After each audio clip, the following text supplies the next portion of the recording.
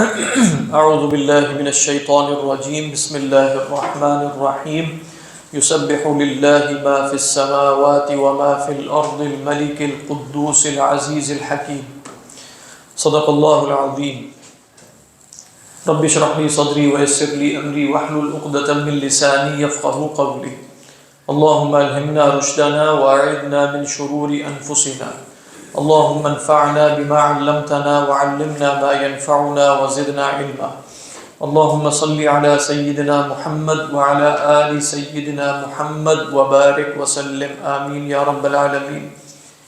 حضرات، یہ سورۃ الجمعہ بھی مدنی دور کے وسط اخیر کی نازل ہونے والی صورتوں میں سے ہے، اور ابن عاشور علیہ الرحمہ نے جو ترتیب نزولی میں اس کا نمبر بیان کیا ہے وہ 106 ہے۔ تو مدنی صورت ہے، کل کی کل مدنی ہے، اور علماء یہ کہتے ہیں کہ یک بارگی ہی نازل ہوئی، یعنی سورۃ الجمعہ یک بارگی نازل ہوئی۔ بسم اللہ الرحمن الرحیم۔ یسبح للہ ما فی السماوات وما فی الارض، مضارع کا صیغہ آ گیا، تسبیح بیان کر رہی ہے اور کرتی رہے گی اللہ کی، کون؟ جو بھی آسمانوں میں ہے اور جو بھی زمین میں ہے۔ تو ما جو ہے وہ کلمہ عموم ہے، لہٰذا علماء یہ نتیجہ نکالتے ہیں کہ ہر شے تسبیح کرتی ہے، اور وہ قرآن مجید کی دوسری آیات سے بھی ہے۔ بس یہ اختلاف ضرور ہے کہ ہر شے تسبیح زبان سے کرتی ہے یا نہیں کرتی۔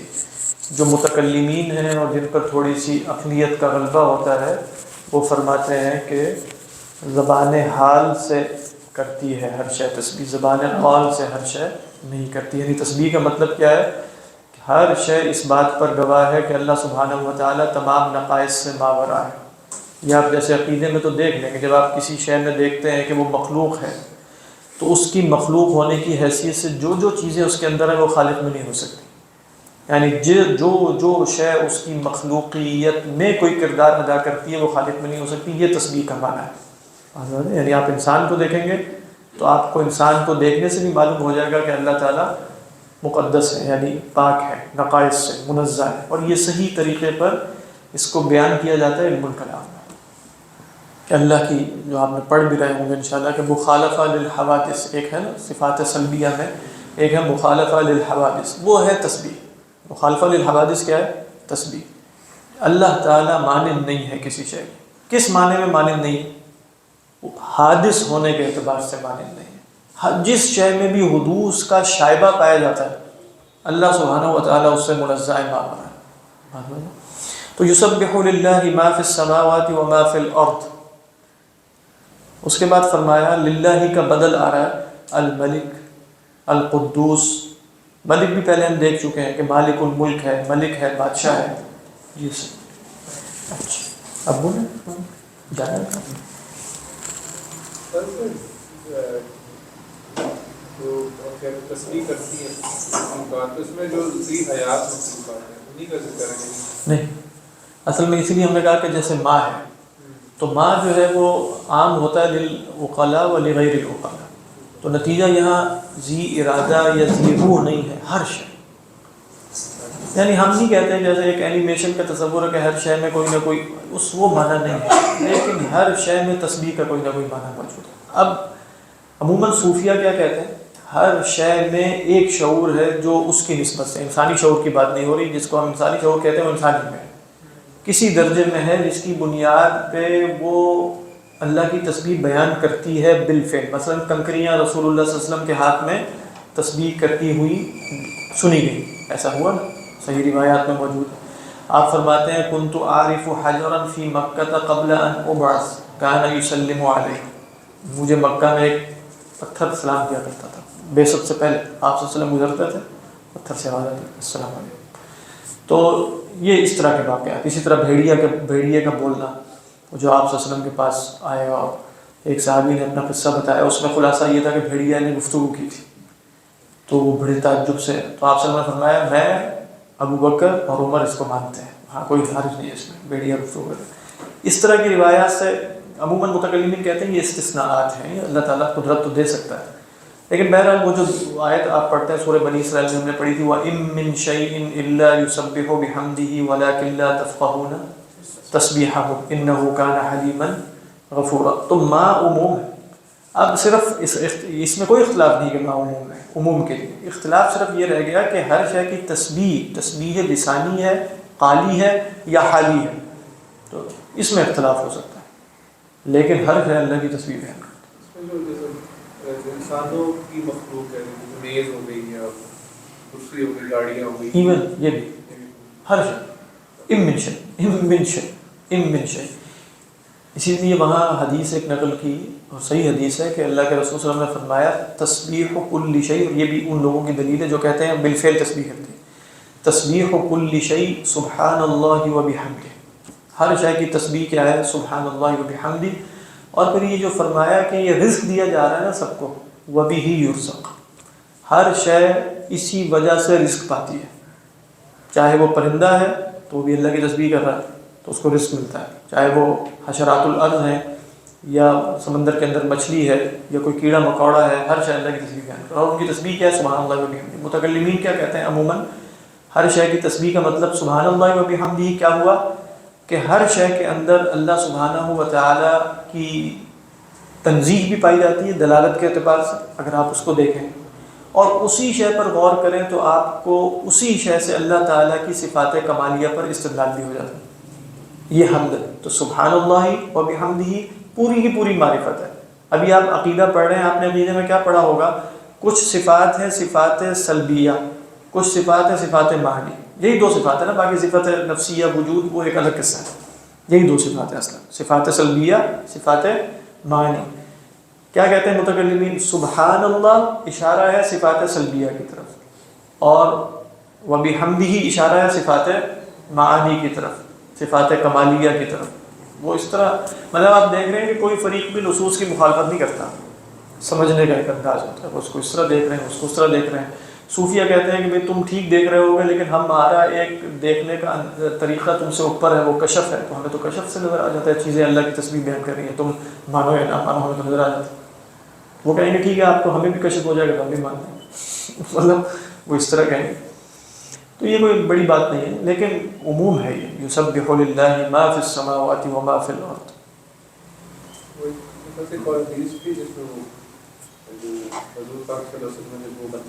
ہاں بالکل. وہ جو حنین الجزع جو ہے، وہ جب آپ صلی اللہ علیہ وسلم جزء النخل پہ، تو وہ تو متواتر روایت علماء کہتے ہیں اس کے اندر حنین کی آواز ہے، یعنی ایک جیسے بچے کے رونے کی آواز ہوتی ہے.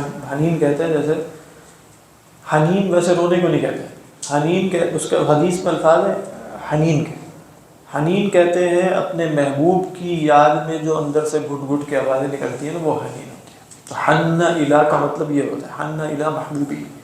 تو چونکہ اللہ کے رسول صلی اللہ علیہ وسلم کا لمس ہوتا تھا اس پر، آپ کا ہاتھ مبارک ہوتا تھا، تو جب آپ نے اٹھا لیا تو گویا وہ آپ کے فراق میں رو رہا تھا. یہ مراد ہے حنین الجسر والی حدیث کا مطلب. تو وہ بھی ہے بالکل. ایک روایت میں صحابہ فرماتے ہیں، وہ بھی صحیح روایت ہے، کنا نسمع تسبیح الطعام وهو یوکل، ہم تسبیح طعام سنا کرتے تھے، اس کو کھاتے ہیں. یہ رسول اللہ صلی اللہ علیہ وسلم کی موجودگی میں جو ایک آپ کا حضور کی کیفیت تھی، اس میں بہت سی ایسی مشاہدات ہو جاتے تھے. واللہ اعلم. الملک القدوس ہم دیکھ چکے ہیں، فعول کے وزن پہ سبوح قدوس، اور ہر قسم کے نقص ماورا اور پاک ہونے کا مفہوم بھی ہے اس کے اندر. تنزیہ کے ساتھ طہارت کا مفہوم بھی ہوتا ہے. العزیز الحکیم. هو الذی بعث فی الامیین، وہی ہے جس نے امیین میں رسول بھیجا. دیکھیے یہاں ذرا غور سے دیکھیے گا، فی الامیین ہے، اس بنیاد پہ آگے اختلاف ہوگا کہ آخرین کا عطف کس پر ہے. ٹھیک ہے، یہاں کیا ہے؟ هو الذی بعث فی الامیین رسولا.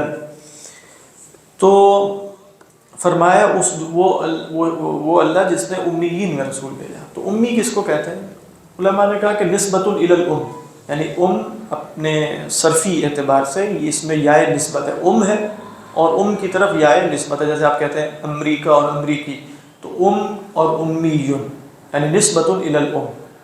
ماں والا. تو ماں والا کیا ہے؟ ماں والے سے عموم لغت میں کیا مراد لی جاتی ہے؟ الذی لا یقرأ ولا یکتب. کیونکہ جب انسان ماں کے پیٹ سے نکلتا ہے لا یقرأ ولا یکتب، تو اگر اسی حالت پہ رہے وہ لا یقرأ ولا یکتب فہو امی، فہو امی، یہ اس کا لغوی معنی ہے۔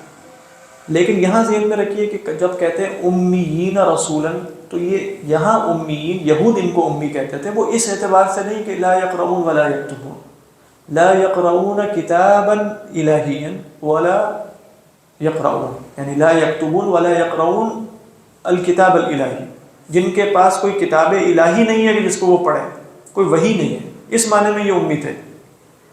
مطلب صرف یہ معنی نہیں ہے کہ ان کے ہاں قرأت اور کتابت نہیں تھی، وہ بہت سے لوگوں میں تھی بھی، پڑھ لکھ بھی لیتے تھے، لیکن امی اس معنی میں کہ بھئی یہ غیر یہود ہیں۔ غیر یہود کون ہے؟ غیر اہل کتاب کون ہے؟ جن کے پاس نہ کتاب ہے، نہ ان کو مطلب نہ ان کے پاس شریعت ہے، نہ ان کے پاس وحی ہے، یہ ایک امی کا معنی بات ہے۔ تو یہود کے مقابلے میں جب امی بولا جائے گا تو امی سے مراد بنی اسماعیل ہے۔ والذی بعث فی الامیین رسولا۔ باقی علماء یہ کہتے ہیں کہ الرسول النبی الامی، رسول اللہ صلی اللہ علیہ وسلم کو امی کیوں کہا جاتا ہے؟ ایک وجہ یہ ہے کہ نسبت الی الامیین لانہ بعث الیہم خاصۃ، آپ کی بعثت خصوصی تو بہر الامیین کی طرف ہے، جیسے ہم دیکھ بھی رہے ہیں۔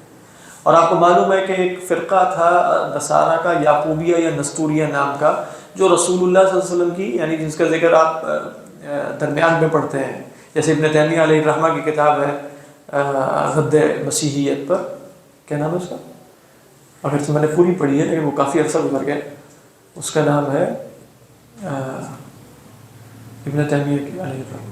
خیر، اس میں بھی انہوں نے ذکر کیا اس فرقے کا، امام غزالی علیہ الرحمہ نے بھی ذکر کیا ہے۔ یہ کہتے تھے ہم رسول اللہ صلی اللہ علیہ وسلم کی رسالت کے قائل ہیں، لیکن آپ کی بعثت ہماری طرف نہیں ہے۔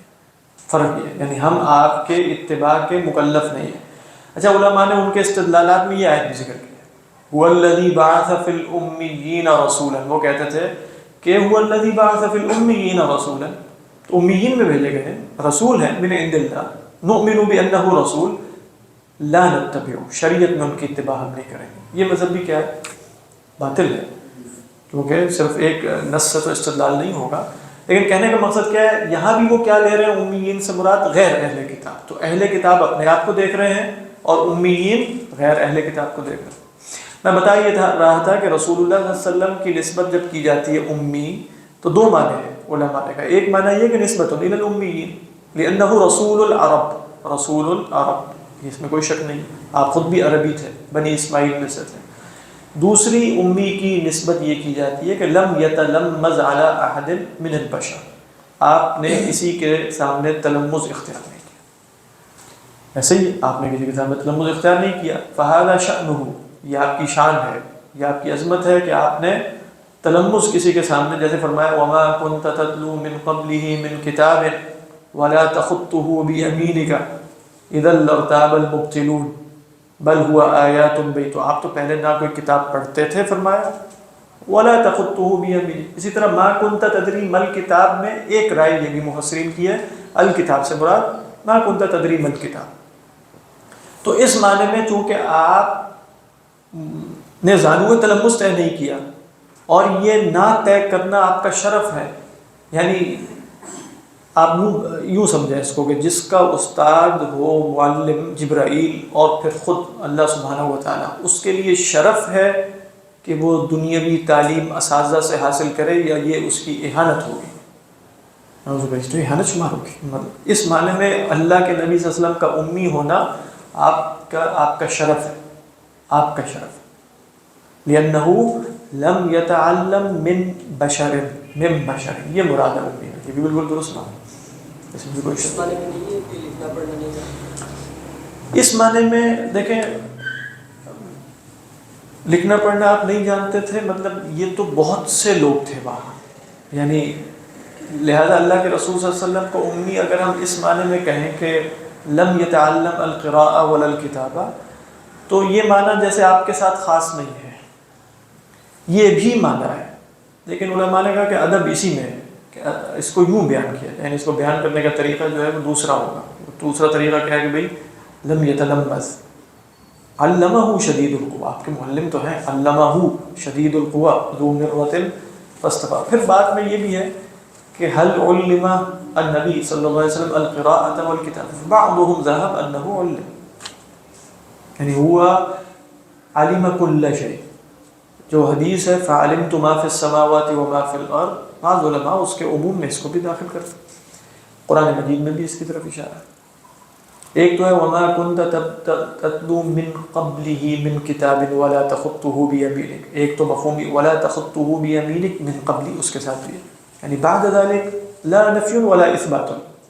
دوسرا یہ کہ جن علماء نے کہا کہ ما كنت تدری ما الكتاب ولا الایمان، المراد بالکتاب الکتابہ، بعضهم ولكن جعلناه نورا.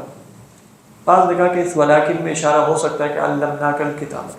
کب سکھائی آپ کا صلح حدیبیہ کا موقع فلاں موقع، اس پر اختلاف نہیں ہے، کب سکھائی اللہ بہتر جانتا.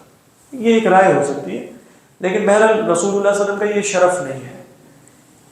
کتابت اور قرات کیوں ہوتی ہے، آپ یہ سوال کر لیتے ہیں. یعنی آپ کہیں کہ کتابت اور قرات کیوں ہوتی ہے، قرات کیوں ہوتی ہے للعلم. نہیں، قرات فی نفسی مقصود ہے، یعنی کوئی حروف لکھیں تو ان کو پڑھتے چلے جانا، تو پھر تو ہر قسم کی قرات کرنی چاہیے. رستے میں گزرتے ہوئے ہر بل بورڈ کو پڑھنا چاہیے. قرات بڑی فضیلت والی شے ہے، تو ہر چیز پہلے وہ تو وہاں نظر جوڑا بھی گزرنا چاہیے، کچھ پڑھنا نہیں چاہیے تاکہ دماغ خراب نہ ہو. تو قرات فی نفسی ہی مقصود ہے کہ فضیلت وسیلہ ہے. وسیلہ کس لیے ہے؟ لحصول العلم. تو اللہ کے رسول صلی اللہ علیہ وسلم اگر کسی شخص کو ڈائریکٹ علم حاصل ہو جائے تو قرات، اور علم بھی علم الاولین والآخرین حاصل ہو جائے، علم ما کان و ما یکون حاصل ہو جائے، تو حل یحتاج الی القراءۃ. تو کیوں ان کو قرات کیا ہے؟ تو یعنی ایک شے میرے لیے فضیلت ہو سکتی ہے، رسول اللہ صلی اللہ علیہ وسلم کے لیے وہ نقص ہو سکتا ہے. بہت سی چیزوں میں آپ دیکھیں گے نہیں، میرے لیے گناہ کرنے کے بعد توبہ کرنا فضیلت ہے کہ نہیں؟ اللہ کے رسول صلی اللہ علیہ وسلم کے لیے نقص ہے کہ آپ گناہ کرنے کے بعد توبہ کریں. آپ تو گناہ کریں گے ہی. میں نے سمجھ میں آ رہی، میرے لیے فضیلت ہے، میرے لیے گناہ کر کے توبہ کر لینا، یہ پورا پیکج فضیلت ہے. بات ہے. رسول اللہ صلی اللہ علیہ وسلم کے لیے صرف توبہ فضیلت ہے، من غیر ذنب. میرے لیے ایک عمل مکروہ ہو سکتا ہے، آپ کے لیے وہ مستحب ہو سکتا ہے. میرے لیے ایک عمل حرام ہو سکتا ہے، آپ کے لیے مستحب ہو سکتا ہے. لا استطيع ان اتزوج اکثر من 4، آپ صلی اللہ علیہ وسلم کے لیے میرے لیے حرام ہے، آپ کے لیے جائز. مطلب کہنے کا مقصد یہ ہے کہ یہ کوئی ترتیب نہیں ہے. آپ دیکھیں ہمارے لیے کتنے فضائل ہیں جو خدا کے لیے کیا ہیں؟ نقائص. نعوذ باللہ، خدا میں کوئی نقص نہیں، بالفرض اگر ہم ثابت کرتے ہیں وہاں تو نقائص ہوں گے. ایسا ہی ہے نا؟ نہیں سمجھ نہیں آتی. ہاں، میرا حرکت کرنا میری فضیلت ہے. اگر میں یوں کر کے بیٹھا ہوں ساکن تو کہیں گے کیسا ناقص انسان. تو حرکت کرنا فضیلت ہے. خدا کے لیے حرکت کا معنی ہی سمجھ میں نہیں آ سکتا. زمان و مکان سے ماورا ہے وغیرہ وغیرہ. تو اسی طرح تو میرے لیے بہت سی صفات فضائل ہوں گی. رسول اللہ صلی اللہ علیہ وسلم میں اگر وہ پائی جائیں تو وہ نقائص ہوں گے. میرے لیے فضیلت قرات میں کیوں ہے؟ اس لیے کہ مجھے قرات ہی سے سمجھ میں آتی ہے چیزیں، پڑھنے سے علم حاصل ہوتا ہے. استاد کے سامنے بیٹھنا میرے لیے کیوں ضروری ہے؟ استاد سے علم حاصل ہوتا ہے. رسول اللہ صلی اللہ علیہ وسلم کے لیے یہ دونوں چیزیں نقص کیوں ہوں گی؟ اس لیے اگر آپ کا معلم اللہ ہے اور ڈائریکٹ وہی نازل ہو رہی تو قرات کا کیا مطلب ہے کہ آپ پڑھیں؟ نہیں سمجھ میں آ رہی. دوسرا یہ کہ کتابت کیا ہوتی ہے؟ علم کے انتقال کے لیے ہوتی ہے. ایسے ہی یعنی علم منتقل آگے ہو، یہ کتابت ہے. تو رسول اللہ صلی اللہ علیہ وسلم کیا بنفس نفیس اس بات کے مکلف ہیں کہ آپ لکھ کر منتقل کریں؟ بالکل نہیں. اگر یہ وسیلہ کسی بھی ذریعے سے حاصل ہو جائے تو بس کافی. تو صحابہ نے لکھ لیا قرآن مجید. اور اصلاً آپ سب جانتے ہیں کہ ہمارا اعتماد کتابت پر تو ہے ہی، پورے دین کا اعتماد کتابت پر نہیں ہے. یعنی اصلاً یہ بات تو طے شدہ ہے. قرآن مجید اس لیے ہم مانتے ہیں کہ یہ لکھا ہوا ملا ہے، خود ہی سوچیے. یا اس لیے مانتے ہیں کہ یہ صدراً یعنی صدور میں تواتر کے ساتھ منتقل ہوا ہے، اس لیے مانتے ہیں. لہٰذا مستشرقین سمجھتے ہیں دیکھو ہمیں ایک نسخہ مل جائے گا، ہم اس کے اندر کچھ مل جائے، ہمیں کیا فرق پڑتا ہے. مطلب فضول بات ہے. وہ سب اپنے ایک خاص نقطہ نظر سے سوچ رہے ہیں. ہمارے ہاں احادیث بھی اگرچہ مدون ہو گئی لیکن اعتماد کس پر ہوتا تھا؟ آپ ابھی بھی پڑھیں گے اصول حدیث میں کہ وہ مطلب اصل حدثنا اور اخبرنا اور جو شیخ کے منہ سے سننا ہے، اصل حفظ بات واضح. لہٰذا اللہ کے رسول صلی اللہ علیہ وسلم کے لیے نہ کتابت کی کوئی حاجت ہے نہ قرات کی کوئی حاجت ہے. لہٰذا جب حاجت نہیں ہے تو ان دونوں چیزوں کا منتفی ہو جانا کوئی نقص بھی نہیں ہوگا. زیادہ سے زیادہ یہ سوال رہ جائے گا کہ یہ فضیلت تھی کہ نہیں تھی. محسوس ہوتا ہے، ایسا ہوتا ہے کہ یہ اب فضیلت ہی ہے، اس کے پیچھے اللہ نے حکمت بھی کیا بتائی، وما كنت تتلو من قبله من كتاب ولا تخطه بيمينك اذا لارتاب المبطلون. اگر ایسی کوئی کیفیت ہوتی تو مبطلون شک میں پڑ جاتے. یہاں بھی آپ دیکھیے اسلوب کیسا خوبصورت ہے کہ مبطلون ہی شک میں پڑتے ہیں، حق پرست تو پھر بھی شک میں نہ پڑتے، لیکن ہم نے یہ دابر شک بھی کاٹ دی. تو اس لحاظ سے رسول اللہ صلی اللہ علیہ وسلم امی ہے، وهو شرف له وشرف عظیم له انه لا يقرأ ولا يكتب بل استاذه هو اللہ. اور اسی طرح سیدنا جبرائیل، اس معنی میں ہم رسول اللہ صلی اللہ علیہ وسلم. اور یہ دیکھیں کیا فرمایا، الذین یتبعون الرسول النبی الامی.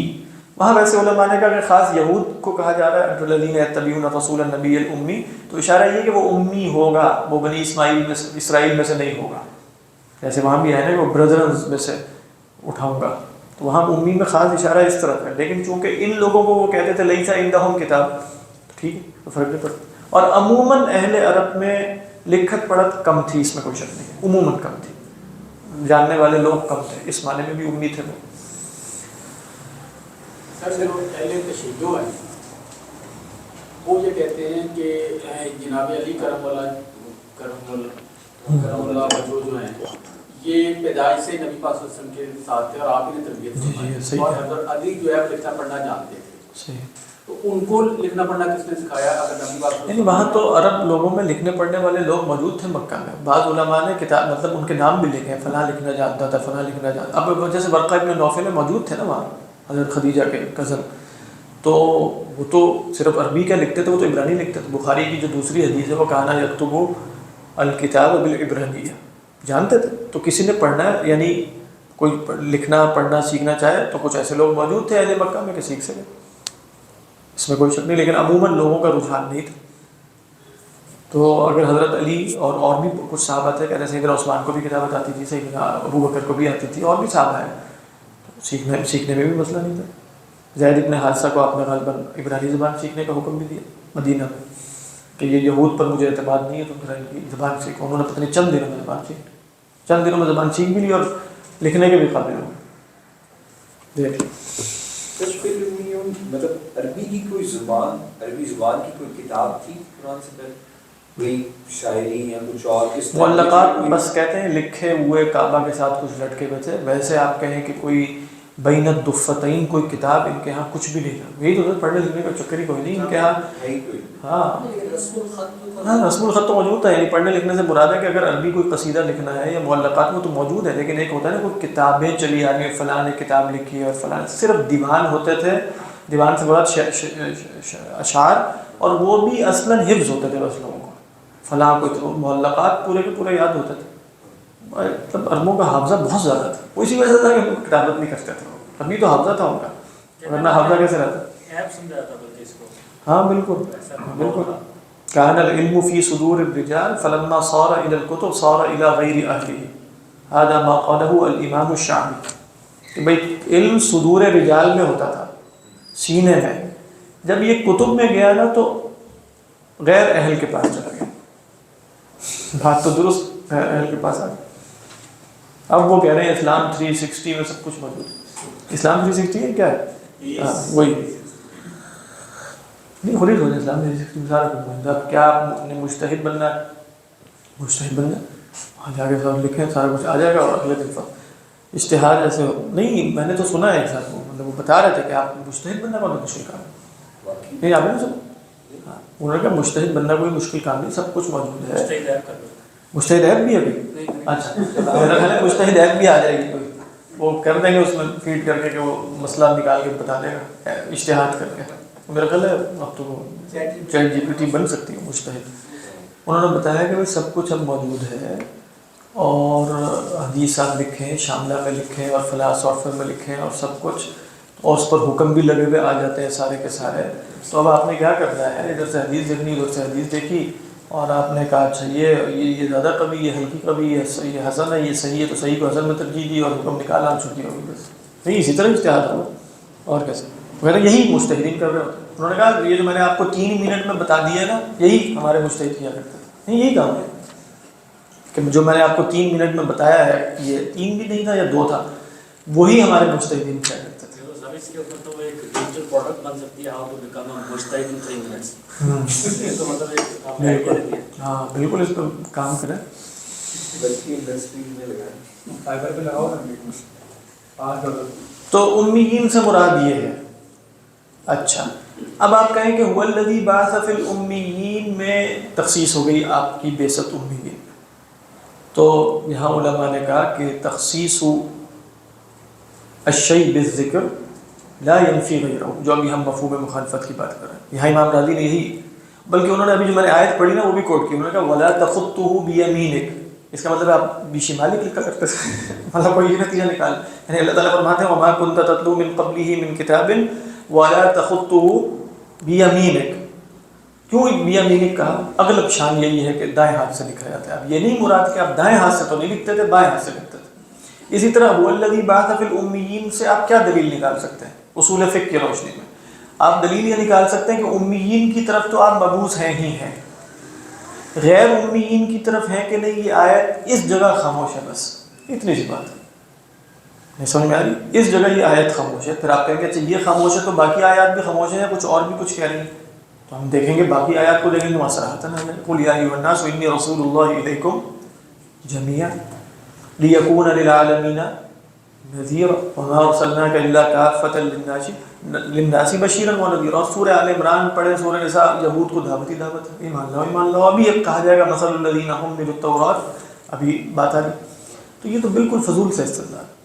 आपने जो जिक्र किया था वो रामजी सर का पीछे वलौ करिहल मुशरिकून, हाँ, उसमें वो यहाँ पे वो इधर वो इस तरह की बात नहीं करेंगे, वो ऐसी बात नहीं करते, वो कहेंगे और दलाइल से साबित हो हाँ, गया। यानी ऐसा कह नहीं सकते कि यहाँ पे तो ये लेकिन और दलाइल से वलौ करिहल मुशरिकून, हाँ यहाँ कह सकते हैं यहाँ, लेकिन हम ये नहीं कह सकते कि यहाँ से ये साबित है कि आपकी बेसत उम्मी गैर उम्मीन की तरफ नहीं, फिर कैसे किसी और दलाइल से कैसे साबित होगा, क्योंकि फिर ये खबर हो जाएगी। ये बिल्कुल वैसे ही है कि वलो करेंगे हाँ, बिल्कुल वैसे, इसलिए वहाँ दलील उनकी दुरुस्त नहीं थी। कल भी मैं यही बता रहा था कि वलौ करिहल मुशरिकून में अल मुशरिकून के ज़िक्र की तखसीस से गैर मुशरिकीन की नफी नहीं, लिहाजा वो इस्तेदलाल दुरुस्त नहीं होगा। इल्ला ये कि वो कहें, उनका इस्तेदलाल कब दुरुस्त होगा जब कहेंगे यहाँ तो सिर्फ मुशरिकीन, फिर वो बताएंगे किसी और दलील से साबित भी नहीं, वो उनके दलाइल हैं वैसे अपने, या वो बताएंगे कि और दलाइल से साबित है। लिहाजा वो भी सिर्फ ये नहीं कह रहे कि शायद से साबित हो गया, बल्कि वो पूरा आपको घुमा फिरा के हर जगह बताएंगे कि भाई यहाँ मैं क्यों नहीं ले रहा, यहाँ क्यों नहीं ले रहा, यहाँ क्यों ले रहा। अपना उनको इस्तेदलाल है, लेकिन वो गलत ही है वैसे इंशाअल्लाह। जी फरमाइए। जी सर, जब माशाअल्लाह ये तो नबी सल्लल्लाहु अलैहि वसल्लम की फजीलत है कि आप सल्लल्लाहु अलैहि वसल्लम पढ़ना लिखना, मतलब पढ़ना तो ज़ाहिर मुझे इस हवाले से पता है कुरान की तिलावत है, तो लिखने के हवाले से तो फिर इस पर इतनी ज़्यादा बात गुस्ताखी तक क्यों हो जाती है, मतलब इसमें अल्फाज का चुनाव होता है बस। अच्छा उसकी वजह से जाहिर बात है, अब आप देखें देवबंदियों और बरेलवियों में लड़ाई हुई, कितनी इबारत पे अल्फाज के चुनाव गलत हो सकते हैं। अभी रिसेंटली तारिक मुश्किल साहब के हवाले से हाँ वो जो भी है, लेकिन मैं बता ही रहा हूँ कि अल्फाज के चुनाव गलती हो सकती है, उससे कोई गुस्ताखी लाजिम नहीं आती, बस इंसान को इंतबाह हो जाना चाहिए कि भाई अल्फाज का चुनाव ठीक नहीं है। तो जैसे हज़रत मौलाना अहमद रज़ा ख़ान बरेलवी थे, तो उनको देवबंद की कुछ अकाबिरीन की इबारत बहुत ज़्यादा वो लगी कि ये कैसे क्या, मतलब वो अगरचे इस्तिदलाल में बात कर रहे थे, जैसे हज़रत थानवी के इल्मुल गैब वाले मसले में एक इबारत थी, तो वो असल में तो इसको कहते हैं इस्तिदलाल बिल इल्ज़ाम, यानी तो मैं, लेकिन आप कह सकते हैं, यानी अगर मैं भी वो इबारत पढ़ूंगा तो मुझे नहीं अच्छा लगेगा कि रसूलुल्लाह सल्लल्लाहु अलैहि वसल्लम के जिक्र के फौरी बाद किसी जानवरों का जिक्र आ रहा हो, नहीं अच्छा लगेगा ना। लेकिन उससे पूछ लिया जाएगा बंदे से कि आपने ये किया, वो कहे कि हाँ इबारत में कुछ थोड़ी सी सख्ती हो गई, लेकिन उसकी वजह से वो तकफीर शुरू हो जाए और ये हो जाए, वो तो नहीं हो सकता। लिहाजा लफ्ज़ अगर आप वो इस्तेमाल करें जो मुनासिब नहीं है रसूलुल्लाह सल्लल्लाहु अलैहि वसल्लम की, अभी मैं एक पढ़ रहा था कि भाई उलमाए हदीस कई दफ़ा, जैसे हम वो हदीस पढ़ते हैं ना, लौ सरक़त फ़ातिमतु बिन्तु मुहम्मदिन लक़ता मुहम्मदुन, तो बाज़ उलमा इसको ये कहते हैं लक़ता मुहम्मदुन, उसके बाद कहते हैं वज़कर अल-उद अश-शरीफ, बस यानी वो नहीं गुस्ताखी, उन कहते हैं हमें ठीक है हदीस तो है, लेकिन लक़ता मुहम्मदुन जिक्र किया उज़्व शरीफ का सही दफ़ा पढ़े, हाथ की बात हो रही, मतलब अदब के कुछ होते हैं। कुछ लोग कहेंगे नहीं मुहद्दिसीन बयान भी करते चले हैं, इसमें क्या, वो कहेंगे नहीं ठीक है उनका मिजाज होगा, लेकिन हम इसमें तो इसमें ज़्यादा आप ये कहेंगे कि भाई मेरा मिजाज इस तरह का नहीं है कि वो को दूसरा आदमी कहेगा कि भाई ये लफ्ज़ मैं اس لیے نہیں بول رہا بلکہ یہ خاص کانٹیکس میں بول رہا ہوں تو اس کا بھی بالکل ارادہ نہیں ہوگا. تو زیادہ سے زیادہ آپ کہیں گے الفاظ کے چناؤ میں جو اختلاف ہوتا ہے یہ الفاظ کے اختلاف میں لڑنا نہیں چاہیے, ٹھیک ہے. لیکن بہرحال چونکہ رسول اللہ صلی اللہ علیہ وسلم کے دربار کی جو فضیلت ہے اور اس میں جو ادب احترام ہے وہ محفوظ خاطر زیادہ رہنا چاہیے. واللہ اعلم. تو فرمایا هو الذی بعث فی ابھی آپ کہیں گے کہ بھئی اللہ تعالیٰ نے آگے خود کہہ ہی دیا کہ آخرین بھی ہیں, وہ ابھی میں عرض کروں گا کہ وہاں کیا اختلاف ہو سکتا ہے. هو الذی بعث فی الامیین رسولا منہم, جو گویا آپ کہاں میں سے ہیں, منہم من الامیین, تو گویا آپ کی نسبت بھی کیا ہوگی, امی. یتلو علیہم آیات, یہ ہیں فرائض. مجھے یاد پڑتا ہے, آپ کو معلوم ہے یہ آیت 4 دفعہ قرآن میں آئی ہے, آگے پیچھے ہو گئے. سورہ بقرہ میں 2 دفعہ ربنا وابعث ایک دعا ہے فیہم رسولا منہم یتلو علیہم آیاتک ویعلمہم الکتاب والحکمۃ ویزکیہم, وہاں یزکیہم آخر میں ہے. کما ارسلنا فیکم رسولا منکم یتلو علیکم آیاتنا ویزکیکم ویعلمکم الکتاب والحکمۃ ویعلمکم ما لم تکونوا تعلمون, یہ بھی سورہ بقرہ میں. پھر سورہ آل عمران میں لقد من اللہ علی المؤمنین اذ بعث فیہم رسولا منہم یتلو علیہم آیاتہ ویزکیہم ویعلمہم الکتاب والحکمہ, اور چوتھی دفعہ یہاں هو الذی بعث فی الامیین. مفتی شفیع صاحب علیہ الرحمہ نے غالباً سورہ بقرہ میں یا کسی جگہ معارف القرآن میں اس پر جو عنوان بھی قائم کیا وہ یہ ہے رسول اللہ صلی اللہ علیہ وسلم کا مقصد بعثت. یعنی اصلاً اس آیت کو مقصد بعثت کے هو الذی ارسل رسولہ بالہدیٰ کو مقصد بعثت نہیں بنایا, بلکہ اس آیت کو کہ آپ آئے اس لیے آپ نے یہ کام کرنا ہے. جہاد اور قتال کی نوبت بھی کیوں آتی ہے کہ یہ کام نہ کرنے دیے جائیں, سمجھ میں آ رہی ہے کہ اصلاً اس کی نوبت اسی لیے آتی ہے نا. آپ صلی اللہ علیہ وسلم وہ جو ہے نا کہ والفتنة اشد من القتل وقاتلوا, وہاں حضرت عبداللہ بن عباس نے فتنے سے مراد ان یفتن الرجل عن دینہ, یعنی کیوں قتال کرنا ہے تاکہ کسی کو زبردستی کافر نہ بنایا جا سکے. اصل میں قتال کی علت شروع میں یہی بیان کی گئی تھی. تو لیکن آپ آئے کیوں ہیں, قطع نظر اس کے کہ آپ کو ریاست ملے نیا نہ ملے, آپ کے پاس اتنے لوگ جمع ہوں جو جہاد کر سکیں, یہ وہ کام ہے جو آپ نے ہر صورت میں کرنا ہی کرنا ہے. اس میں کوئی وہ نہیں ہے. یہ آج بھی ہوں گے, یعنی رسول اللہ صلی اللہ علیہ وسلم کی جو امت کے وارثین علماء ربانیین ہیں ان کا بھی ہر زمانے میں کرنے کا کام یہی ہے. ہر زمانے میں نہ انہیں ریاست ملے گی, نہ ہر زمانے میں وہ قتال کر سکیں گے, نہ ہر زمانے میں وہ اس صاحب اختیار ہوں گے, لیکن ہر زمانے میں یہ فرض منصبی چاہے اوپر انگریز بھی آ کے بیٹھ جائے تو رہے گا نا کہ یتلو علیہم آیاتہ ویزکیہم ویعلمہم الکتاب والحکمہ. جیسے رشیا میں لوگوں نے چھپ چھپ کے بالکل. دیکھیں یتلو علیہم آیاتہ میں جو مفہوم ہے نا, دیکھیں تعلیم کتاب الگ بتائی, یتلو علیہم آیاتہ الگ بتائی. تو علماء نے کہا کہ اس سے معلوم یہ ہوا کہ قرآن کی آیات یعنی نظم قرآنی یعنی الفاظ قرآنی فی نفسی ہی مقصود ہے. یعنی اگر یوں کہا جاتا ہے والذی بعث فی الامیین رسولا یعلمہم الکتاب, تو ہم کہتے ہیں کتاب کی تعلیم قرآن مجید. یتلو علیہم آیاتہ الگ ہے, ویعلمہم الکتاب الگ ہے. تو تعلیم کتاب میں تو تعلیم معنی بھی ہے, عمل کر کے دکھانا بھی ہے, حکمت سنت بھی ہے, یہ سب چیزیں بھی ہیں. لیکن یتلو علیہم آیاتہ میں قرآن مجید فی نفسی ہی اپنے نظم کے اعتبار سے, نظم کہتے ہیں الفاظ کو, نظم کے اعتبار سے بھی مقصود لی ذاتی ہی ہے, مقصود لی غیری ہی نہیں ہے. تو آپ کہیں کہ الفاظ مقصود لی ذاتی ہی ہیں یا مقصود لی غیری ہی ہے؟ ذاتی. قرآن مجید کے الفاظ کی بات ہو رہی ہے جو وہی. اسی لیے اکثر محدثین, اکثر نے, سب نے نہیں, اکثر محدثین نے روایت بالمعنی کی کیوں اجازت دی حدیث میں. اس کا مطلب کیا ہوا, الفاظ بہت بابرکت ہے, رسول اللہ صلی اللہ علیہ وسلم کے ہیں, لیکن لسنا متعبدین بتلاوتی. قرآن مجید کیا ہے, نحن متعبدون بتلاوتی الفاظی, ہمیں اس بات کا مکلف کیا گیا ہے کہ خدا کی عبادت اس کی آیات کی تلاوت کر کے کرو. مجرد تلاوت آیات, چاہے فہم ہو یا نہ ہو, الفاظ کی تلاوت فی نفسی ہی مقصود ہے. یتلو علیہم آیاتی, یہ بات میں قرآن مجید نہیں ہے اس طرح کا کہ آپ لوگوں کو یہ تعلیم دیں کہ اصل چیز جو ہے وہ معنی ہے تو ٹرانسلیشن ہی صرف پڑھ لیا کرو اور الفاظ سے.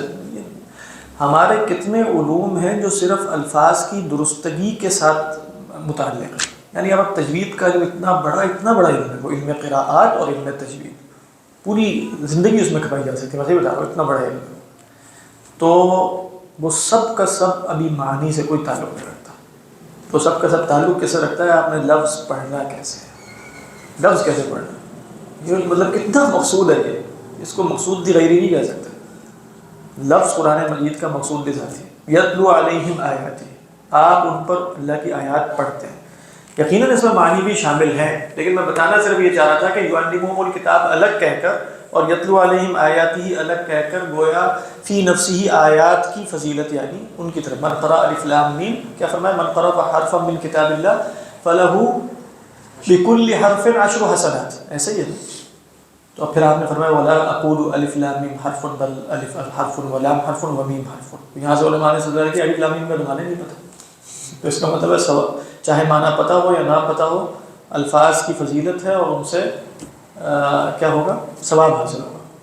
اس میں سے اجمیوں کے لیے بھی جن کی زبان عرب نہیں ہے ان کے لیے بھی کتنے فائدہ نکل آتا ہے۔ بالکل بالکل، اس میں دیکھیں آپ، یہ دیکھیں کہ مطلب جیسے اس سے یہ بھی بات پتہ چلی کہ قرآن کو صحیح پڑھنا، اس کو سیکھنا، یہ بھی مقصود تجوید، جس کو آپ کہتے ہیں تجوید ہے، لہن جلی سے پاک ہونا، یعنی ہمیں یہ پتہ ہے ایگزیکٹ، مطلب بغیر کسی شبے کے، قطع اور یقین کے ساتھ، کہ اگر میں تجوید کے اصولوں پر قرآن پڑھوں گا تو میں ویسے ہی پڑھ رہا ہوں جیسے اللہ کے رسول صلی اللہ علیہ وسلم نے پڑھا تھا۔ بس یہ بات ذہن میں رکھیے، یعنی ابھی بھی میں 1500 سال بعد اس کو ویسے پڑھ سکتا ہوں جیسے اللہ کے رسول، مراد اللہ کے رسول جیسا کون پڑھ سکتا ہے؟ مراد یہ کہ انہی اصولوں کے تحت۔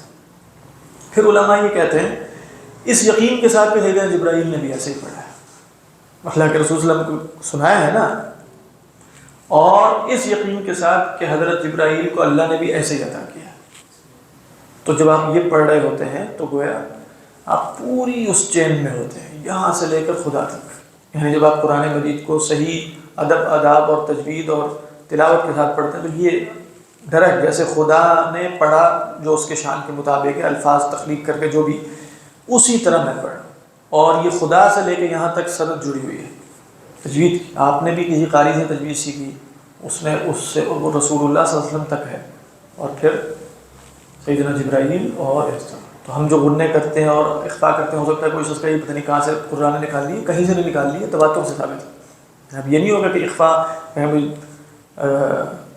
اب میں امیین ہے تو ہم کہیں هو الذی بعث فی الامیین، تو نہیں، میم کے اوپر شد ہے، اس طرح تو نہیں پڑھا جائے گا هو الذی بعث فی الامیین رسولا، غنّہ بھی ہوگا، اور پھر آپ کہیں گے رسولا، کیا پڑھیں اس کو؟ ملا کے پڑھنا ہے، کیسے پڑھنا ہے؟ رسولا منہم پڑھیں یا ملا رسولا منہم، وہ آپ کو کون سا اخفاء شفوی کہتے ہیں، جو بھی ہے تجوید میں اقلاب ہے یا اخفاء شفوی ہے۔ تو رسولا منہم، منہم میں آپ کو پتہ ہے کہ منہم نہیں پڑھنا، یہ سب رسول اللہ صلی اللہ علیہ وسلم کے طریقے پہ پڑھ رہے ہیں۔ تو تجوید کو اگر اس نیت سے سیکھیں اس میں بڑی فضیلت ہے۔ یہ عام جو عربی زبان ہے اس کے قواعد اس کے قواعد بالکل نہیں ہیں، اگر رسولاً منہم، ہاں بالکل، جیسے حدیث بھی بیان کریں گے گفتگو بولتے ہیں، اس میں یہ نہیں کہ منہم یا رسولاً، وہ تو اصلاً تو وہ تنوین کے ساتھ پڑھتے ہیں رسولاً منہم، یعنی جب عام عرب بول چال کر رہے ہیں تو رسولاً اس طرح کچھ بھی نہیں، کوئی بھی نہیں بولتا۔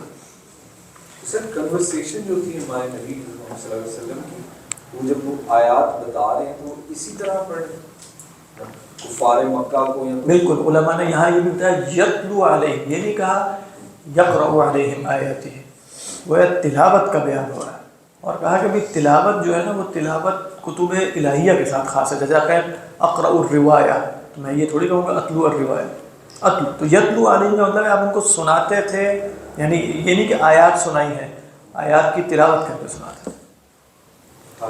پھر اللہ کے رسول صلی اللہ علیہ وسلم تہجد میں پڑھتے تھے، نمازوں میں پڑھتے تھے، یہ اخنس ابن شریق اور یہ ابو سفیان رضی اللہ تعالیٰ عنہ اور جہل، جو ابو جہل ہے، یہ سننے نہیں آتا۔ مشرکین مکہ کو اصل شے جو متاثر کر رہی تھی وہ قرآن مجید، متاثر سے مراد یہ کہ جو ان کے لیے چیلنجنگ تھی وہ قرآن مجید کی تلاوت تھی، جو دل و دماغ کو جیسے مسحور کا لفظ بھی ٹھیک نہیں ہے، جیسے کیپچر کر لیتے تھے۔ بالکل یہی مسئلہ تھا، لا تسمعوا لهذا القرآن والغوا فيه لعلكم تغلبون، لعلكم تغلبون کا مطلب ہے کہ اذا سمعتم القرآن فستكونون مغلوبين، اذا اردتم ان تبقوا غالبين فلا تسمعوا القرآن، وَإِذَا سَمِعُوا مَا أُنزِلَ إِلَى الرَّسُولِ، علماء نے کہا ان کو زبان عربی بھی ٹھیک نہیں آتی تھی، یہ جو آیت ہے حبشہ سے، وَإِذَا سَمِعُوا مَا أُنزِلَ إِلَى الرَّسُولِ تَرَى أَعْيُنَهُمْ تَفِيضُ مِنَ الدَّمْعِ مِمَّا عَرَفُوا مِنَ الْحَقِّ، تو بہرحال قرآن مجید کے الفاظ فی نفسی ہی مقصود ہیں، اسی لیے یہ علم قرات ہے، اسی لیے قراء اللہ میاں نے پیدا کیے بڑے بڑے، اور یہ سب کچھ جو ہے قرآن پڑھنے کا ایک فن ہے، لیکن اس میں بھی بہت گمراہی آ گئی ہے اب فی زمانہ، اور یہ اس میں اور غنا میں کوئی فرق نہیں رہ گیا، اور ایسے عجیب و غریب فضول قسم کے لوگ آ گئے ہیں جنہوں نے بالکل کر جیسے نوحے میں گا رہے ہوتے ہیں اس طرح قرآن مجید پڑھنا شروع کر دیا، اور یہ جو ہے وہ اس وقت ایرانی تو بہت ہی بیڑا غرق کر رہے ہیں، جو وہاں بیٹھ گئے نا کچھ آ کے بالکل شیطانی ماحول بنا کے قرآن مجید کی تلاوت شروع کر کے اور آگے اور پیچھے، بہت ہی فضول کام ہے اس میں، جس طرح بہت ہی غلط ہے اس طرح جو بڑے قرآن تھے آپ دیکھیں وہ پڑھتے وقت بھی ان کے اوپر ایک خاص ادب احترام اور ایک اس طرح کی کیفیت ہوتی تھی، وہ تو بالکل وہ ہو گیا۔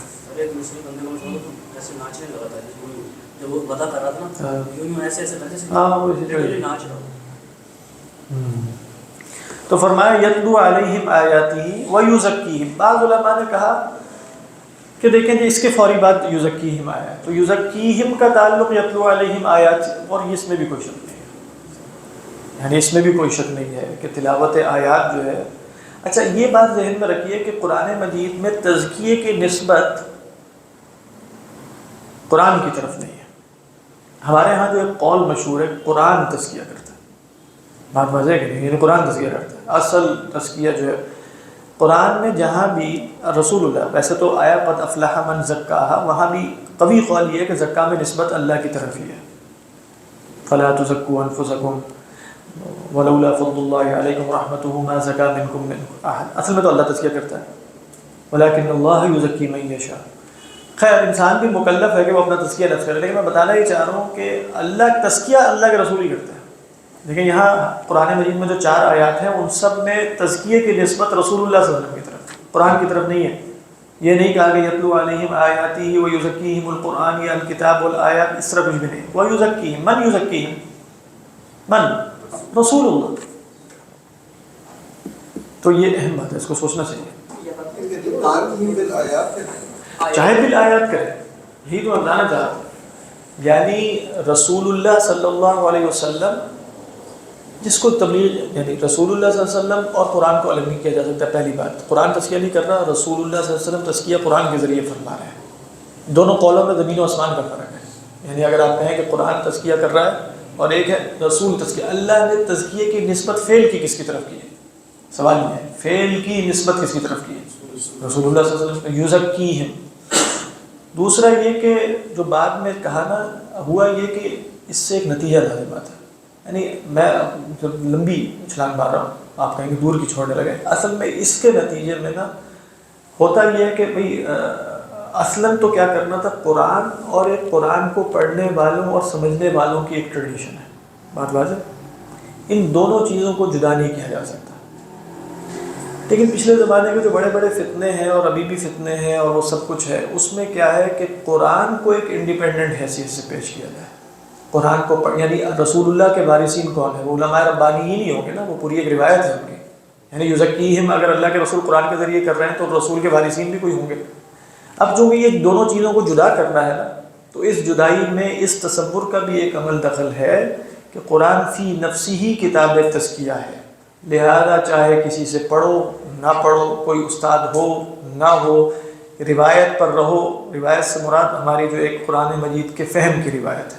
اس پر رہو یا نہ رہو، قرآن ایک ٹیکسٹ کی حیثیت سے موجود ہے، شاید یہ ٹیکسٹ خود بخود کچھ کر دے گا، یہ بات تصور خطرناک ہے تھوڑا سا، سمجھ آئی کہ نہیں بات، یزکیہم رسول اللہ هو الذی یزکی الصحابہ، کیف یزکی آپ کہہ سکتے یتلو علیہم آیاتہ یعلمہم الکتاب والحکمہ بالصحبۃ، وہ بہت سے اسباب ہیں، تزکیہ کون کرتا ہے، اللہ کے رسول، اس کے بعد بھی تابعین کا تزکیہ صحابہ ہی کریں گے، صحابہ کی مجالس میں وہ آ کے بیٹھیں گے، صحابہ ان کو سناتے ہیں، صحابہ ان کا تزکیہ کرتے ہیں، عموماً یہی طریقہ تھا، ایسا ہی ہے نا، تو قرآن مجید کو انڈیپینڈنٹ نہیں ہے شاید کہ جیسے رسول اور قرآن کو الگ نہیں کیا جا سکتا، اسی طرح رسول کے وارثین اور قرآن کو بھی الگ نہیں کیا جائے گا، العلماء ورثۃ الانبیاء، العلماء ورثۃ الانبیاء وانہم لم یورثوا دینارا ولا درہما ولکنہم ورثوا العلم فمن اخذہ اخذ بحظ وافر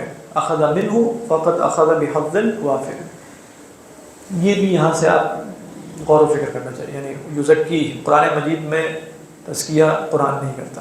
اللہ میاں نے کہیں قرآن کی طرف تزکیے کی نسبت نہیں کی، رسول اللہ کرتے ہیں صلی اللہ علیہ وسلم. لہذا کتاب اللہ اور رجال اللہ، تبلیغی جماعت ہے کتاب اللہ اور رجال اللہ. وہ بولتے ہیں کہ ہاں کتاب اللہ، لیکن کتاب اللہ کے ساتھ کون ہے؟ رجال اللہ. یہ بات درست ہے ویسے فی نفسی اگر آپ دیکھیں. ہاں اس کے انطباقات اور تطبیقات میں اختلاف ہو سکتا ہے، کون رجل اللہ ہے کون رجل اللہ نہیں ہے، لیکن بات تو درست ہے. یعنی ایک ہے کتاب و سنت اور ایک ہے کہ کتاب اللہ اور رجال اللہ، یہ دونوں بھی ہیں. اب آپ دیکھیں جدید فتنے جتنے بھی ہیں نا، ابھی جو ہم کل پرسوں باتیں کر رہے تھے اس میں بھی آپ دیکھیں گے کہ قرآن کو کسی طرح کاٹنا ہے رسول اللہ صلی اللہ علیہ وسلم سے پوری جڑی ہوئی روایت سے، یعنی یہاں سے لے کر اوپر تک جڑی ہوئی ہے. چاہے آپ اس میں اس سے جڑیں یا نہ جڑیں، لیکن کتاب ایک الگ ہے. پھر وہی قرآن اور حدیث، ٹیکسٹ، بس ٹیکسٹ ہے. ان دی اینڈ بات وہی پہنچ جاتی ہے، ٹیکسٹ. یہ انڈیپینڈنٹ چیزیں ہیں، اس کو 360 سے پڑھو یا 460 سے کہیں سے بھی پڑھ کے سارا کچھ ٹھیک ہو جائے گا. نہیں میں صحیح بتا رہا ہوں، سب اسی طرح ہو جائے. یہ تصور درست نہیں، یہ تصور درست نہیں. امام راضی بڑھ کے مارتے رہے ہیں، پوری روایت ایسے ہی ہے، سب بونگے تھے اور کسی کو کچھ پتہ ہی نہیں تھا. اور کچھ باتیں ان کی ٹھیک بھی ہیں، وہ اس لیے ٹھیک ہے کہ وہ مجھے سمجھ میں آ گئی، وہ اس لیے ٹھیک نہیں کہ انہوں نے کہی ہوں گی، وہ تو مجھے سمجھ میں آ گئی، تو ٹھیک بھی ہوں گی ان کی باتیں. یہ تصور درست نہیں ہے، اس پر غور کرنا چاہیے، اس پر غور کرنا چاہیے. اللہ اعلم. وَيُزَكِّيهِمْ ہے. اس کے بعد فرمایا، اور اس کے بعد بھی آپ دیکھ لیں وَيُعَلِّمُهُمْ، اس میں بھی پتہ چلا اللہ کے رسول کیا تھے؟ معلم. بات واضح، اللہ کے رسول کون تھے؟ معلم. وَيُعَلِّمُهُمْ یعنی هُوَ يُعَلِّمُهُمُ الْكِتَابَ وَهُوَ يُعَلِّمُهُمُ الْحِكْمَةَ. يُعَلِّمُهُمُ الْكِتَابَ. اب دیکھیں کتاب اور حکمت میں جو فرق، امام شافعی علیہ الرحمہ کا جو الرسالہ ہے، وہ اس میں جو انہوں نے قول اختیار کیا ہے حکمت کے بارے میں، وہ چلتا چلا آ رہا اور وہ قوی بھی. وہ فرماتے ہیں کہ الحکمت ہی السنہ، حکمت جو ہے وہ سنت ہے. یہ ہو بھی سکتا ہے اور یہ بھی ہو سکتا ہے کہ قرآن مجید میں جو حکمت کا لفظ ہے اس سے وسیع تر بھی ہو. یعنی آپ لوگ کہہ سکتے ہیں کہ الکتاب جیسے تھیری ہے تو اس کا جو پریکٹیکل ہے یا جو اس کی پریکٹس ہے وہ کیا ہے؟ وہ حکمت ہے، وہ سنت ہے، وہ سنت ہے. تو اس معنی میں یہ بات ہو جائے گی. پھر حکمت کا تعلق حکمت عملی سے ہو جائے گا. یعنی آپ جانتے ہیں کہ حکمت نظری، حکمت عملی. لیکن قرآن مجید میں آپ دیکھیں خود قرآن کی آیات کو بھی حکمت کہا گیا ہے. ذَلِكَ مِمَّا أَوْحَىٰ إِلَيْكَ رَبُّكَ مِنَ الْحِكْمَةِ تو وَلَقَدْ آتَيْنَا لُقْمَانَ الْحِكْمَةَ أَنِ اشْكُرْ لِلَّهِ. تو بعض علماء نے کہا الکتاب سے مراد شریعت ہے، حکمت سے مراد اخلاق ہے، حکمت سے مراد رقائق ہے، دل کو نرم کرنے والی باتیں، گہری باتیں، سوجھ بوجھ کی باتیں. یہ بھی ہو سکتا ہے. یعنی یہ امام شافعی کا انکار کیے بغیر، یعنی الکتاب یہ شریعہ. شریعہ میں کیونکہ کتاب کے اندر ایک مفہوم ہوتا ہے لکھے جانے کا، ٹھیک ہے، تو کتاب بمانا شریعت بھی آتی ہے. اللہ الذی انزل الکتاب والمیزان. تو وہاں بعض نے جب کہا کہ میزان اور شریعت ایک، تو کہا شریعت کے معنی میں یعنی میزان اور کتاب ایک ہے. یہ بھی ہو سکتا ہے کہ الکتاب والحکمہ، الکتاب والحکمہ دونوں چیزیں ساتھ ساتھ ہی چلتی ہیں. جیسے فقہ ہے تو اصول فقہ ہے. اصول فقہ کیا ہے؟ کتاب. یعنی اگر آپ کتاب کو آپ فقہ لیں تو اصول فقہ کیا ہے؟ حکمت ہے، وہ اس کے نظری اصول ہیں. اگر آپ تزکیہ لیں وہ تصوف ہے تو کچھ اس کے نظری اصول بھی ہوں گے. یعنی آپ تزکیہ کرنا شروع کریں گے تو آپ طے نہیں کریں گے کہ تزکیہ کے بعد بنانا کیسے. یہ سارے تصورات کہ اس کو بنانا کیا ہے، اس کا مقصد کیا ہے، اس کو کیا ہونا چاہیے، تزکیہ کا مقصد کیا ہے، یہ سب کچھ فلسفیانہ نظریانہ سطح پر طے ہوگا تو تزکیہ کا عمل ہوگا. سیدھی سی بات ہے. حکمت کے بغیر کوئی عمل نہیں ہوتا، حکمت کے بغیر کوئی عمل نہیں ہوتا. لیکن بہرحال مشہور تفسیر کیا ہے؟ الکتاب والحکمت والسنہ. اللہ عالم. جی جی رابطے صاحب کا حکمت کا جو نفی کی گئی ہے نہیں بنتا سنت، تو اس وقت نے پوری اخبار آج کی وجیت کے بات کیا. دیکھیں اخبار احاد کی تو ویسے حجیت کے قائل نہیں ہیں. وہ اس معنی میں ان کو حکمت میں کوئی مسئلہ نہیں ہے کہ وہ سنت کا وہ تصور ہو جو وہ ان کا ہے.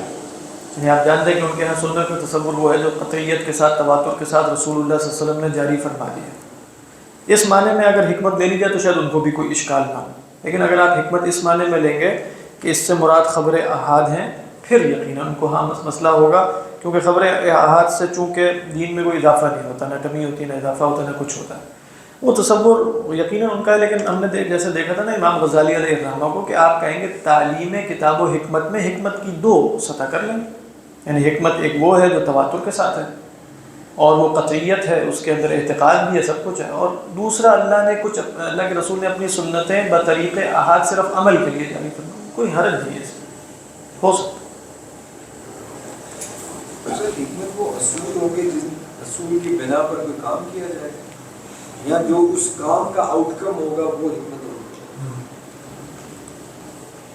کام کا آؤٹ کم حکمت نہیں ہوتی، وہ غرض و غایت ہے، جیسے ہم کہہ دیتے ہیں اس کام کی حکمت کیا ہے، ہم غرض و غایت کہہ رہے ہوتے ہیں، لیکن حکمت دو ہیں، ایک ہے حکمت عملی، حکمت عملی کا تعلق انسان کے عمل سے ہے، چاہے وہ گھر میں تدبیر کر رہا ہے منزل کی، وہ معاشرے میں ہے، وہ سیاست کر رہا ہے، یہ سب کیا ہے؟ عمل ہے، ایسے ہی۔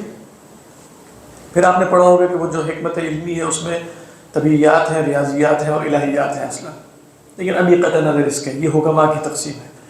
حکمت علمی ہے یعنی اپنے لغوی معنوں کے سے قرب کے اعتبار سے چیزوں کی حقیقت اور ان کے مراتب کو جاننا، یہ حکمت علمی ہے۔ اچھا، چیزوں کی حقیقت اور اس کے مراتب کو جاننے کے نتیجے میں اب آپ سے تقاضا ہوگا نا کہ ان چیزوں سے اس کے مطابق سلوک بھی کریں، وہ کیا ہوگی؟ یعنی آپ نے نہیں سمجھنا، یعنی آپ نے چیز کو پہچانا، اس کا مرتبہ وجود پہچانا، اس کے نتیجے میں ایک عمل برآمد ہوگا، وہ عمل کیا ہے کہ اس کی حقیقت اور مرتبہ وجود کے اعتبار سے اس کے ساتھ سلوک ہو، یہ کیا ہوگا؟ آپ کہیں شادی کا ادارہ ہے، شادی کے آپ مقاصد طے کریں گے، شادی کی حقیقت طے کریں گے، سمجھ میں آ رہی ہے؟ وغیرہ وغیرہ، یعنی حکمت علمی کیا ہوگی آپ سارا کچھ، پھر اس کے بعد اب ہوگا کہ بھئی اب بیوی سے سلوک کیسے کرنا ہے، آپ نے یہ بیوی سے سلوک کیسے طے ہوگا، مطلب وہ شادی کے ادارے کی حکمت علمی سے طے ہوگا، ایسا ہی ہوگا نا۔ تو حکمت عملی عمل سے تعلق رکھے گی، لیکن حکمت عملی حکمت علمی کے تابع ہوگی تو وہ درست آپ کہہ سکتے ہیں، جیسے ابن قیم علیہ الرحمہ نے حکمت عملی کی ایک تعریف کی تھی، بڑی مشہور ہے، وہ کہتے ہیں فعل ما ينبغي فعل، اس کا تعلق فعل سے ہوتا ہے، فعل ما ينبغي في الوقت الذي ينبغي على الوجه الذي ينبغي، وہ کام کرنا جو کرنے کا ہے، اس طریقے پر کرنا جو کرنے کا ہے، اس وقت کرنا جب وہ کرنے کا ہے، تینوں میں سے ایک بھی کنڈیشن مس ہو گئی تو وہ حکمت عملی نہیں ہے، کام کرنے کا لیکن وقت نہیں تھا، کام کرنے کا طریقہ نہیں تھا، طریقہ ٹھیک ہے، وقت بھی ہے لیکن کام کرنے کا نہیں، یہ مشکل جمع ہوگا، کا طریقہ ٹھیک ہے لیکن کام ہو سکتا ہے، طریقہ ٹھیک ہے کام کرنے کا نہیں ہے، یہ تینوں چیزیں جمع ہوگی تو کیا ہوگا؟ لیکن یہ تینوں چیزیں کیسے طے ہوں گی؟ فعل ما ينبغي حکمت عملی حکمت علمی کے بغیر کیسے طے ہوگا؟ یعنی آپ کا فعل جو کرنے کا کام ہے، آپ کا ٹھیک ہے کرنے کا کام حکمت عملی ہے، کام کرنے کا کیسے پتہ چلے گا؟ یہ سوال پیش نظر رہے گا کہ نہیں؟ تو وہ کیسے کہاں طے ہوگا؟ وہ حکمت علمی سے طے ہو نہیں سکتا، سوری حکمت عملی سے طے نہیں ہو سکتا، کس سے طے ہوگا؟ حکمت علمی سے، نظری سے، حکمت نظری سے طے ہوگا۔ یہ ہے حکمت کے اندر لغوی معنی کیا ہے؟ ہا کاف میم کا جو مادہ ہے اس کے اندر پختگی کا مفہوم، احکم رأیہ، احکم رأیہ کا مطلب اپنی رائے پختہ کی، احکم عملہ، اس لیے آپ دیکھیں یہ جو حکامہ ہے نا، حکمت حکمت نہیں حکمت، یہ گھوڑے کی جو لگام ہوتی ہے جو آگے، اس کو بھی حکامہ کہتے ہیں، وہ روک کے رکھتا ہے، کیونکہ ان سب لفظوں کے اندر روکنے کا، حکم کے اندر منع کا مفہوم بھی ہے، حکم القاضی ای منع من ان ينتهك الحکم، تو حکم کے اندر پختگی ہے، عقل کے جتنے بھی الفاظ ہیں نا ان سب کے اندر روکنے کا مفہوم ہے، عقل کے اندر آزادی کا مفہوم ہی ہوئی، یعنی عقل کے لفظ کے اندر روکنے کا مفہوم، عقل ہو اس کا مطلب یہی ہے، اور کیا ان فی ذلک لآیات لأولی النہی، اس کا بھی یہی مفہوم ہے، حل فی ذلک قسم لذی حجر، حجر یہ بھی عقل کو کہتے ہیں، اس کے اندر بھی رکنے کا مفہوم ہے۔ ابھی ہم کون سے لفظ پڑھ رہے ہیں؟ حکمت، اس کے اندر بھی بس ایک لفظ ہے جس کے اندر رکنے کا مفہوم نہیں ہے، اس کے اندر پینیٹریشن کا مفہوم ہے، جس کو میں ابھی حکمت علمی کہہ رہا ہوں، وہ کیا ہے؟ لب، الباب،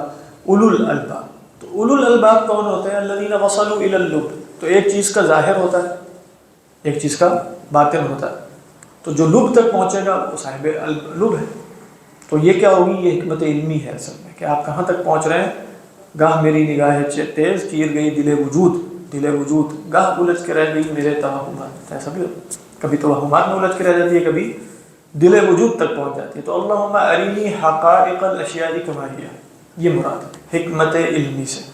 حکمت عملی اس کے تابع ہو، آپ نے کیا کرنا ہے کیا نہیں کرنا، کیا حکمت عملی اختیار کی جائے. پہلے اس سے پہلے طے نہیں ہونا چاہیے کہ چیز کا مقصد کیا ہے، غرض و غایت کیا ہے. حکمت عملی تو پھر اس کے بعد ہوتی ہے. واللہ اعلم. حکم، ہاں حکم یحکم کا بھی یہی مفہوم ہے. حکم، ہاں بالکل. وہ تو اکثر علماء جیسے نبوت کے معنی میں بھی لیتے ہیں، حکمت کے معنی میں بھی لیتے ہیں. لیکن وہ بھی کیا ہے، دیکھیں ان کے علماء نے کہا حکم یحکم کا مطلب کیا ہوتا ہے؟ حکم علی الشیء، کسی شے پر حکم لگانا. لغوی مطلب اس کا یہ کہاں سے آپ حکم لگائیں گے، کیسے حکم لگائیں گے؟ مطلب علم ہے. ان دی اینڈ یہ حکمت علمی ہے. حکمت علی الشیء، الحکم علی الشیء فرع عن تصوری. تو الحکم علی الشیء کیا ہے؟ آپ نے اس کا حقیقت جانی، اسی لیے انہوں نے کہا فرع عن تصوری. ایک دو چیزیں ہوتی ہیں منطق میں، تصور اور تصدیق. تو تصور میں آپ کیا تصور کیسے حاصل کرتے ہیں؟ تصور کیا ہوتا ہے؟ حد، یعنی باب تصور. حد کس کو کہتے ہیں؟ ڈیفینیشن کو. ڈیفینیشن کیسے معلوم ہوتی ہے؟ حد کیسے معلوم ہوتی ہے؟ اس چیز کی ذاتیات کو جان کے. یعنی منطق میں آپ دیکھیں تو پھر حکم لگتا ہے اوپر. تصدیق پر آپ کیسے پہنچتے ہیں؟ تصور کے بغیر پہنچ سکتے ہیں؟ یعنی الحکم علی الشیء فرع عن تصوری. تو آپ نے حکم لگانا ہے کسی شے پر تو وہ اس کے تصور کی فرع ہوگی. اس کے تصور کی فرع ہوگی تو تصور میں حقیقت پہلے جانی جائے گی تو حکم لگے گا. اکثر جھگڑے کس طرح ہوتے ہیں؟ الحکم علی الشیء من غیر تصوری، من غیر تصوری، چیز کا پتہ ہی نہیں ہے اور حکم لگایا چلا جائے. حکم علی الشیء. واللہ اعلم. مطلب اس میں بھی آپ دیکھیں کہ حکم کے اندر وہی مفہوم ہے، حکمت کا اور علم کا اور حکمت علمی کا، حکمت نظری کا اور فلاں فلاں فلاں. واللہ اعلم. پختگی ہے وہ اس کے ساتھ یہ بھی ہے علی الوجہ الذی بالکل یعنی بالکل صحیح. یعنی اگر آپ نے احکمت العمل ہے تو کب آپ کہیں گے احکمت العمل؟ اگر ان میں یہ شرائط حکمت عملیہ کی مفقودہ ہیں تو عمل میں احکام ہے ہی نہیں، عمل میں اتقان نہیں.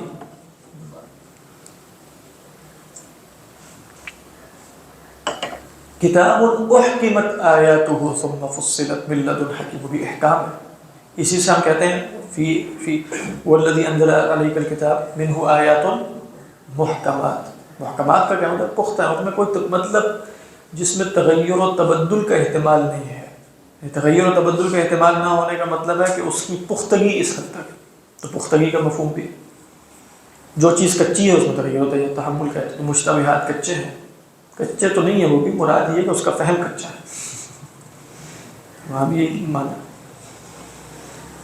واللہ اعلم. تو فرمایا وَإِن كَانُوا مِن قَبْلُ لَفِي ضَلَالٍ مُبِينٍ. اس سے قبل وہ کہاں تھے؟ یعنی کس سے قبل؟ وَإِن كَانُوا مِن قَبْلُ أي من قبل بعثة النبي الأمي في ضلال مبين لفي ضلال مبين. وآخرين. اب ذرا غور سے سنیے گا، میرا خیال ہے آج سمجھ گیا تھا کسی کو. وآخرین منهم. آخرین کس حالت میں؟ یعنی حالت نسب میں یا جد میں، ان میں سے کسی حالت میں ہوگا. اس کا عطف کس پر ہے؟ کچھ علماء نے کہا، اکثر علماء نے بلکہ جیسے هو الذی بعث فی الامیین رسولا، عطف کس پر ہے؟ امیین. تو اگر آپ اس سے کیا نتیجہ لازم آتا ہے؟ وآخرین منهم کیا ہے؟ نہیں، اس سے کیا یہ نتیجہ لازم آئے گا کہ آخرینہ جو ہے وہ غیر امیین ہیں؟ غور سے دیکھ کر بتائیے گا. یہ سوال ہے. هو الذی بعث فی الامیین، اس نے بھیجا اللہ تعالیٰ نے امیین میں رسول. تو پھر کیا ہو جائے گا؟ آخرین بھی کن میں سے؟ امیین میں سے. اگر آپ آخرین کا عطف مانیں گے کس پر؟ امیین پر، تو پھر یہ آخرین بھی انہی میں سے ہونے چاہیے. یہ ایک اشکال ہے جو عموماً مفسرین نے نقل نہیں کیا. جیسے امام راضی نے بھی کہا کہ وہ الذی اس میں بھی ہو سکتا ہے اور دوسرا بھی ہو سکتا ہے فلم کا. اور پھر حدیث سب وہی نقل کرتے ہیں. حدیث وہ مشہور ہے، صحیح بخاری کی ہے، مسلم کی، کہ کننا جلوسا، سیدنا ابو ہریرہ فرماتے ہیں کننا جلوسا عند رسول اللہ صلی اللہ علیہ وسلم فنزل علیہ الجمعہ او فنزلت علیہ سورۃ الجمعہ. اور اس میں آپ صلی اللہ علیہ وسلم نے پڑھا والذی وآخرین منهم فقلنا من هم یا رسول اللہ، من هم یا رسول اللہ. حدیث میں فراجعہ 3 مرات، 3 دفعہ حضرت ابو ہریرہ نے، جس نے بھی سوال کیا کہ یا رسول اللہ من ہم، تو آپ نے جواب نہیں دیا. تیسری کے بعد آپ نے جواب دیا اور آپ فرماتے ہیں سیدنا ابو ہریرہ وفینا سلمان، ہمارے درمیان سلمان فارسی بھی تھے. تو آپ نے ان کی طرف اشارہ کر کے کہا کہ لو کانت الحکمت فی الثریہ، اگر حکمت جو ہے وہ یہ صحیح روایت ہے، لو کانت الحکمت فی الثریہ لنالہ رجال من قوم ہادہ، اس کی قوم کے کچھ لوگ وہاں تک بھی پہنچ جائیں گے. حکمت، عجیب بات ہے، حکمت کا لفظ بھی آ گیا. تو ان کی قوم میں، اور آپ دیکھیں ویسے جو ایران کے اندر اصحاب حکمت پیدا ہوئے وہ کہیں پر نہیں. آپ بڑے بڑے جتنے نام لے کے گزر جائیں وہ سب ایرانی ہیں. رازی سارے ایرانی ہیں، توسی سارے ایرانی، غزالی ایرانی ہیں. اکثر بڑے بڑے نحو کے مطلب محدثین میں، اس لیے تو یہ پرویز کہا کرتا تھا کہ یہ اجمی سازش ہے. عجم کی، عجم سے مراد کیا ہے؟ یہ حدیث جو آ گئی ہے نا ہمارے درمیان جمع کر کے، اور یہ سب اصل میں اصحاب فارس کی سے، یہ سجستان سے یہ آ گئے، ترمذ سے وہ آ گئے، سب کہاں ہیں اصل میں؟ تو یہ بخاری چلے تو ماوراء النہر کے ہیں لیکن وہ بھی قریب نہیں ادھر کے. تو یہ ترمذ ہو یا سجستان ہو یا نسابی غالباً ادھر ہی ہے، یہ سب وہیں سے آئے، ایرانی ہیں. کتنے مولا تھے جو ایرانی تھے. تو خلاصہ یہ ہے کہ آپ صلی اللہ علیہ وسلم نے جیسے فرمایا کہ اس میں یہ لوگ بھی شامل ہیں. کون لوگ شامل ہیں؟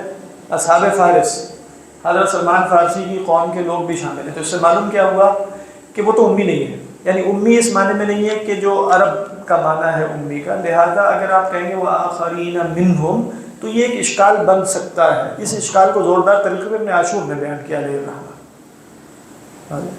لیکن جی ہاں، لیکن بہرحال یہود کی طرف بھی تو بیست ہے آپ کی، یعنی انڈین ایک اشکال رہے گا وہ آخرین منہم، یہود کی طرف پھر آپ کہیں گے کہ ٹھیک ہے وہ ہم کے اور دلائل سے ثابت کر لیں گے. لیکن ایک اس کا جواب کیا ہے؟ میں نے یہ دیکھا نہیں، میں نے تفسیریں دیکھی کہ کسی نے اس طرح صراحتاً کہا، لیکن جیسے امام راضی اور بہت سے علماء کو کوئی اشکال نہیں ہوا کہ اس کا عطف امیین پر، جو اشکال ابن عاشور علیہ الرحمہ کو ہو رہا ہے. ایسا لگتا ہے جیسے حضرت تھانوی نے بھی غالباً یہی ترجمہ کیا ہے. یہ بتانا ذرا کہ بھیجا ان کی طرف ترجمہ کیا ہے والذی بعث فی الامیین، اور دوسروں کے لیے بھی نہیں والذی بعث فی الامیین، ہاں وہی ہے جس نے ناخواندہ لوگوں میں تم ہی میں سے ایک پیغمبر بھیجا. ٹھیک ہے. اصل میں دیکھیں جو بات مجھے سمجھ میں آئی ہے نا وہ یہ ہے کہ یہاں فی الامیین سے مراد الی الامیین لیا جا رہا ہے. وہ منہم ہے اللہ کے رسول، وہ آگے سے بتا دیا ہے، یعنی والذی بعث فی الامیین رسولا من این ہوا منہم، انہی میں سے ہیں. تو یہ فی اور الی ایک دوسرے کی جگہ آ سکتے ہیں، آ سکتے ہیں، کوئی مسئلہ نہیں. اولم ینظروا الی، اولم ینظروا فی، دونوں درست ہیں. اور حروف جارہ اصحاب نحو کی کثیر تعداد کے ہاں ایک دوسرے کی، اگر آپ یہاں الی کا معنی لے لیں کوئی اشکال نہیں رہے گا. نہیں سمجھ آ رہی؟ یعنی آپ کہیں او آخرین منہم، یعنی ہوا مبعوث الی آخرین منہم، اور ہم کی ضمیر کہاں لے جائیں گے؟ جن پر یتلو علیہم آیاتی، جو ابن عاشور علیہ الرحمہ نے حل پیش کیا ان دی اینڈ پورے کا، وہ میں بھی بتاتا ہوں. لیکن وہ پورا حل اگر صرف الی لے لیا جائے تب بھی حل ہو سکتا ہے. لیکن انہوں نے جو حل پیش کیا وہ بھی سمپل ہے، اور وہ امام راضی نے بھی ذکر کیا. وہ یہ کہ آپ اس کا عطف جو ہے نا